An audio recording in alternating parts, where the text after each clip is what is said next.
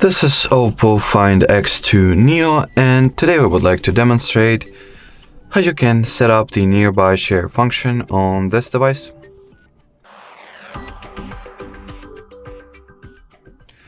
To start off, you gotta make sure that the Wi-Fi, mobile data optionally, and Bluetooth connections are enabled. Then, among the shortcuts you have at your control center, just look for the nearby share. Here it is. Touch and hold on it. By default it is disabled, so in order to set it up and activate, tap on add or verify, agree, then switch on this toggle. Next you can rename the device. Let's say I'll go with Hardy's OPPO, whatever. Then change the device visibility mode, so you can either make it hidden, make it visible only for people and other devices that are in your contact list, or make it visible for everybody who is in range.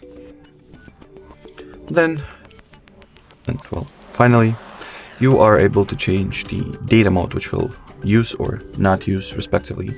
So it can use mobile data for small files, Wi-Fi only, or even work without an internet through Bluetooth.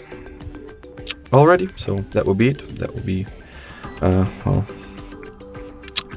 it for today at least. Thank you so much for watching, and bye bye.